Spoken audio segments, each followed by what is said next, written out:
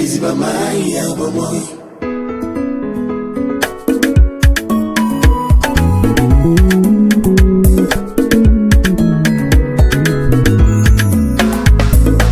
Esika nazwa identité famille nanga epesa te, naliziba bonzambe na yo eboma bomoto nanga ya kala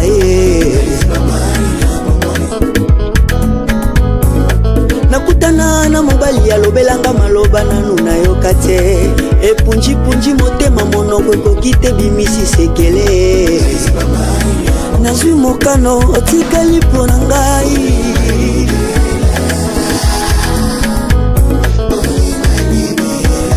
na yango tala ntina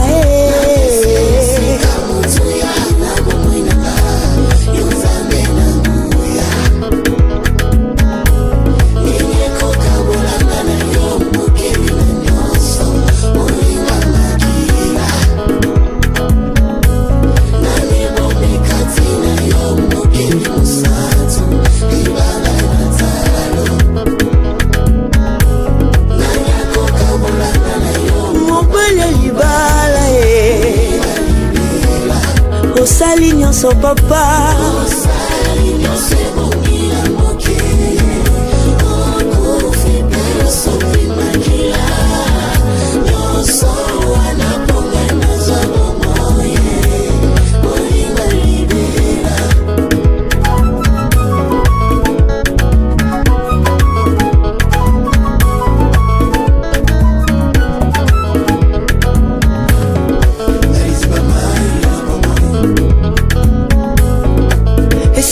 namela mai nayoka lisusu posa ya mai te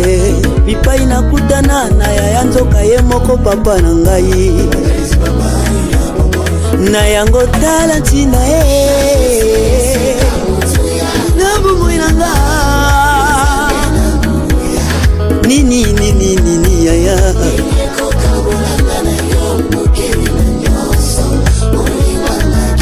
na mibomba kati ya libanga bomoye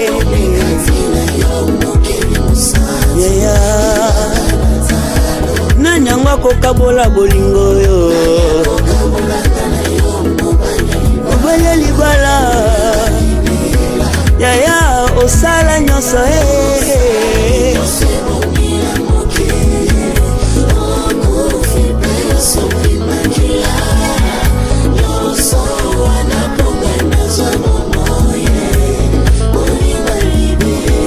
Yesu masi osala nyonso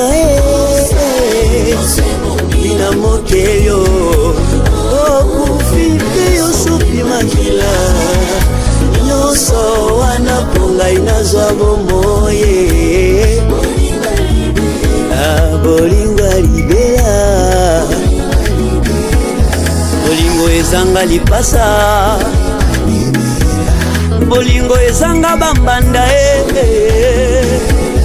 bolingo ya libela bolingo ngo ezanga divorce bolingo ezanga desordre bolingo ezanga mbaimbai na kati nango bolingo ya libela toswanaka te tobundaka te nakutani na yo natikali na yo nambaka malasi na makolo na yo naye kopanza yango na makolo na yo